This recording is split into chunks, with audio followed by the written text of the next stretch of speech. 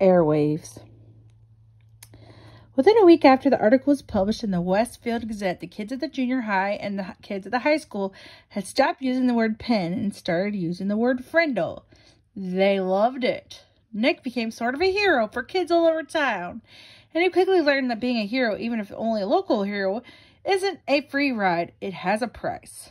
People noticed Nick when he walked in his dad's hardware store, when he stood in line at the penny pantry to buy a candy bar. He could feel it when someone recognized him, and it made him feel shy and awkward. Students at the school started expecting him to be clever and funny all the time. Even for a kid as smart as Nick, that was asking a lot.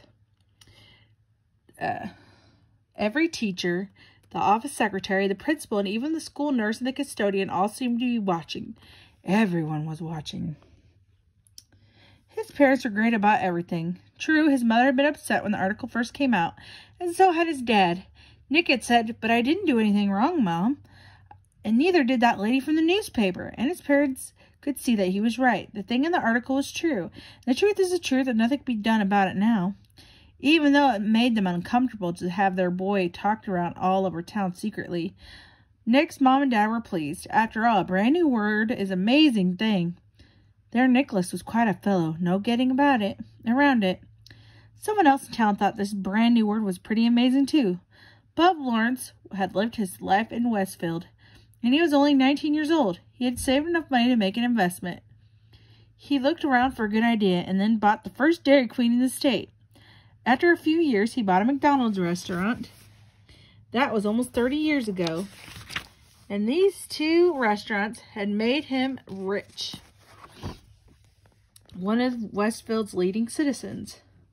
When Bud Lawrence saw the article about the new word, he had his lawyer file a preliminary trademark claim on the word Frindle. Within 4 days, he set up a small company that was selling cheap plastic ballpoint pens, specially imprinted with the word Frindle.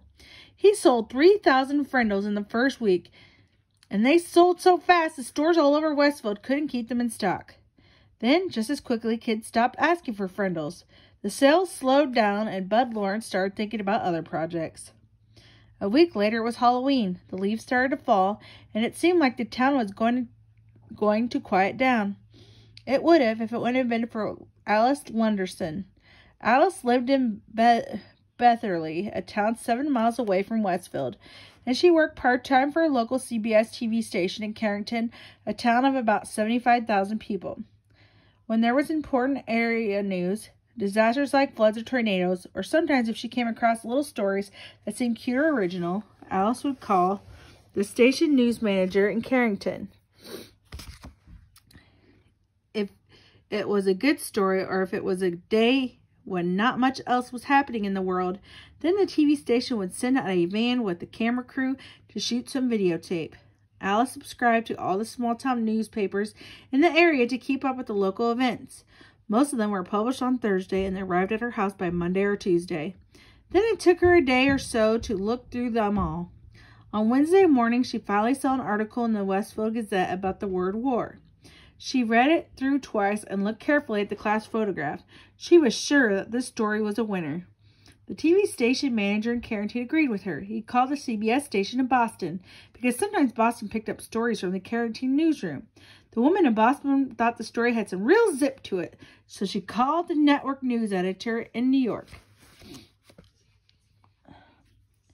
When the facts of the Westfield Gazette article got to New York, the staff loved it. They looked over the schedule sheet for the week and decided it would be a perfect closing story for CBS Evening News.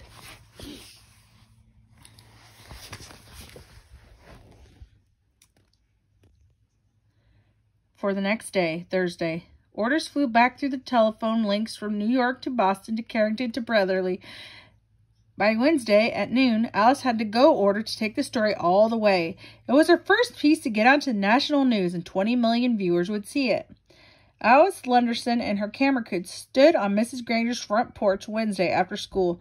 Mrs. Granger was not impressed by the lights and the microphones. She looked right into the camera and said, "I have always said that the dictionary is the finest tool that's been made for educating young minds. And I still say that. Children need to understand there are rules about words and language, and that those rules have a history that makes sense. And to pretend that a perfectly good English word can be replaced by a silly made-up word just for fun of it, well, it's not something I'm ready to stand by without a fight. And have you lost a fight, Mrs. Granger? Asked a reporter. Mrs. Granger turned her eyes up nearly full power, and she looked into the camera with a pale smile and said, "It's not over yet." When Alice and the crew showed up at Nick's house, the family was ready for them. Mom and Dad sat on the couch with Nick between them. Nick squinted into the lights. His mom had worked out with Nick that he could say and what he couldn't say. "You remember, young man," she told him as she combed his hair, "these reporters are looking for the quick story that will make excitement. But you have to stay here and live in this town, so mind your P's and Q's." And they sat there on the couch. Mrs. Allen had her foot on top of Nick's under the table, and if she pushed down, it meant that the reporter had asked questions she was not going to answer for him. Mrs. Allen did not trust reporters. "So tell me, Nick, why did you make up this word Frindle?" asked Alice Lunderson. Alice gulped and said, "Well, my teacher, Mrs. Granger, said that all the words in the dictionary were made up by people, and what they mean because we say they do. So I thought it'd be fun to make up a new word and see if that was true."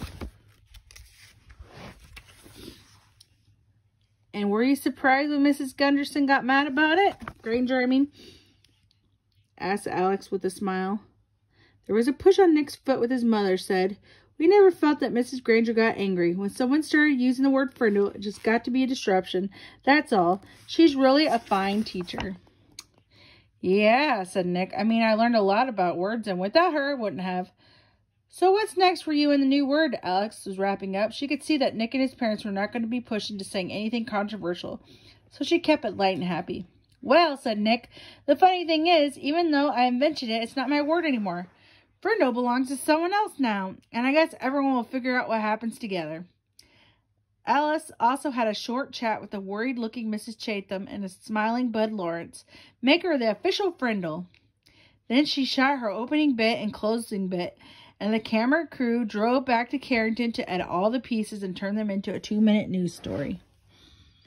The next night, when all the serious news about wars and oil prices and world food supplies have been talked about on the CBS News, the anchorman looked into the camera and smiled. He said, "It is believed by many that the word quiz was made up in 1791 by a Dublin theater manager, Daly. He had bet someone that he could invent a brand new word in the English language. He chalked up the letters Q-U-I-Z onto every wall and building in town. The next morning, there it was. Within a week, people all over Ireland were wondering what could it mean. Quiz is the only wondering what it could mean, and a new word had been created. Quiz is the only word in the English that was invented by one person for no particular reason. That is, until now. Now there is a new word, Frindle. And here is Alice Anderson in Westfield, New Hampshire, with the story." Alice came right on the screen with a short introduction. Then right there on the TV, Mrs. Granger and Nick, Bud and Lawrence and Nick's moms were talking to 20 million people about Frindles. One of those 20 million people was a producer for The Late Show with David Letterman. And another one of those 20 million people was a staff writer for People magazine. And another one was a writer for 321 Contact magazine for kids. Dozens of other writers, producers, and marketing people saw that story on the news, and all of them smelled a great story. During the next 3 weeks, every man, woman, and child in America heard about this funny new word the kids were using instead of the word pen. And kids in Ohio and Iowa and New York and Texas and California started using it too. Bud Lawrence was suddenly flooded with orders for anything with the word Frindle on it, and he quickly got interested again, but there were complications. Bud's lawyer said, "You see this stack of orders there? Trouble. That's what it is. We got a trademark filed, but it's only like an application. The whole country knows that little kid made up the word, and unless you make a deal with his dad, you're going to end up with nothing, maybe even a big fat lawsuit. That kid owns the word." When Mr. Allen came home at lunchtime, so here's America heard about this funny new word. It looks like he's on David Letterman. He used to be a talk show host in like the 90s and late 2000s.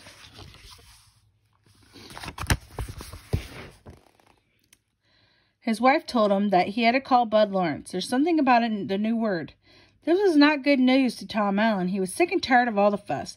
And being away from the hardware store so much, all this nonsense was happening had put him weeks behind on his paperwork. He'd be lucky now to get Christmas orders in time. Even though he didn't really want anything to do with Bud was an old friend. So, on the way back to the store, Nick's dad went to Bud Lawrence's office. "Tom, good to see you," said Bud. He stood up and walked around his desk to shake hands. "Have a seat." Tom sat down uneasily, and Bud pulled up another chair over. "Ever seen Westfield so stirred up about anything in your life? You and Jenny must be proud of that boy of yours." Bud couldn't remember Nick's name. Tom shifted in his chair and nodded yes. "He's quite something, that's for sure. But I tell you, Bud, I'm really ready for all this fuss to die down and blow away. Too much fuss." Instantly, Bud saw how to get what he wanted. "Well, Tom, I'm afraid it's not really going to go away. Something like this... It looks like something like this had started up, and people are real interested. You probably saw those bright red ball points around town with the word Frindle on them. That was my doing, just testing the waters. But your boy, he owns that word. I got my lawyers to apply for a trademark a few weeks back because that's just the way I am. New things come along, and I like to be there in the middle of it." He grinned at Tom Allen, and Tom smiled back weakly. "Right now, I got a shirt printer in Massachusetts, and another one in Chicago, and another one in Los Angeles making t-shirts with the word Frindle above a picture of a pin. A Frindle. Each supplier has ordered so far over 20,000 shirts. Profit on every one of those is going to be $2, maybe $3.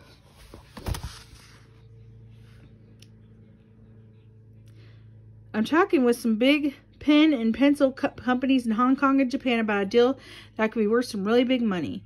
They've seen this Frindle thing in the media, and they want to buy the rights to trademark and make a whole new line of Frindles for kids. I'm not kidding. This is a hot, hot deal." Bud guessed right. Just the thought of all this made Tom shrink back uncomfortably in his chair. It was way too much fuss. It's a long chapter. "Tom, let me be direct with you. As a boy's guardian, you need to do what's right about this. I'd like to see where all this is going to go. I'm going to take some risks, spend some money, see what happens, but I need your permission. I need your signature on those trademark papers, and I need to strike a deal with you about permission to use a trademark. I know it seems like a big ruckus about a word, but we can't tell what's to come of it unless we take some steps." Bud pointed at the papers on his desk. "That's a contract, and it's fair and honest. It gives your boy 30% of whatever profits I make. That's fair, royalty generous for that kind of deal. So what do you say? Make sense? Let me take care of all the fuss and see some good doesn't come maybe out of all of it." The papers and pen were just there on the desk next to Tom. He looked at Bud. He reached over, picked up the pen, signed both copies of the trademark papers and 3 copies of the contract. "I've got no reason to doubt you one bit, Bud. I sure don't want to mess with any of it myself. Is that it?" he asked, standing up. "Not quite, Tom. Here." Then Bud Lawrence handed Nick's dad a check for $2,250. "What's this for?" "That's what I owe Nick for the sale of the Frindles from the first 3 weeks," explained Bud with a smile. Dad looked at the check and said, "This is terrific, Bud.